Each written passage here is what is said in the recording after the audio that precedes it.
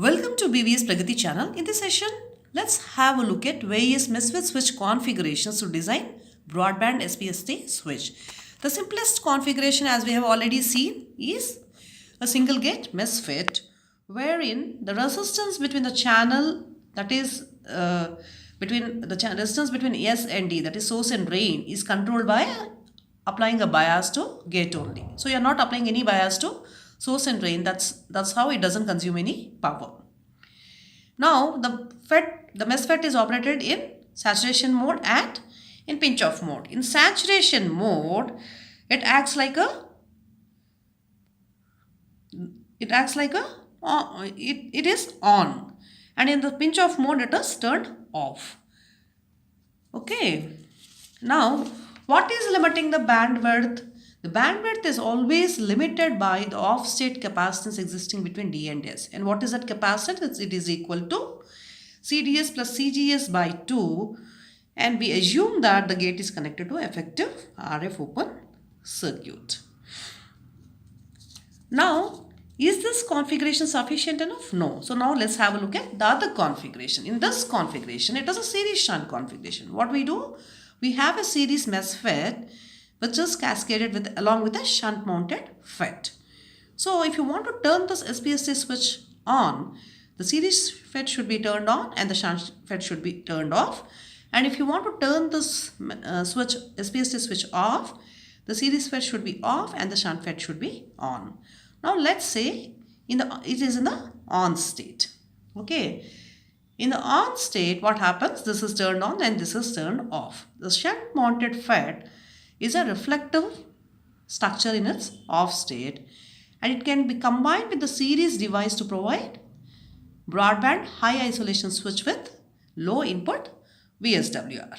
Okay.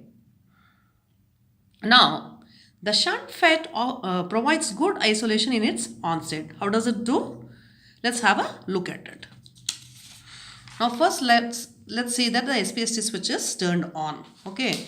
When the SPST switch is turned on, what we do? This is turned on and this is turned off.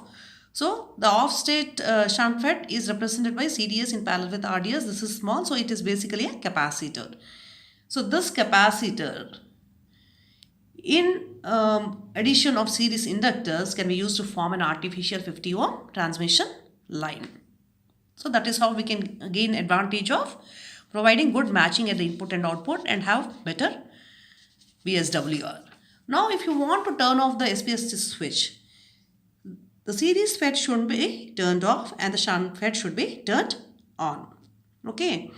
Now the series FET provides good isolation at low frequencies. How does it do? Now this is turned off, so it is basically a capacitor, that is CDS. Now what is the reactance that the CDS provides? It is 1 by 2 pi f CDS. Now if F is low, what happens? This provides high reactance, so it acts highly open at low frequencies. And it provides good isolation. Now at high frequencies, this provides only less reactance. So in case some signal leaks at this point, what happens? Since this is turned on, the signal passes to the ground. Okay, the signal passes to the ground through the shunt FET. This is shunt FET. And it is a shunt FET in its off state. So it is CDS in parallel with RDS. So it passes to the ground. So that's how shunt FET improves isolation at high frequencies. Now, is there any method of improving isolation of SPST switch? Yes. In addition to the series FET and the shunt FET, if you continuously add shunt FETs, what happens? It can improve isolation, but this is at the expense of insertion loss. And this is a disadvantage of MMIC technology. So the switch insertion loss is proportional to the RDS, but its isolation basically depends on the series FET CDS and the shunt FET's minimum RDS. So an improvement in isolation can be achieved by using a second series FET to reduce the effective CDS capacitance.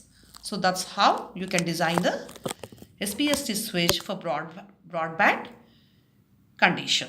Thank you. Thanks a lot and I wish you all the best.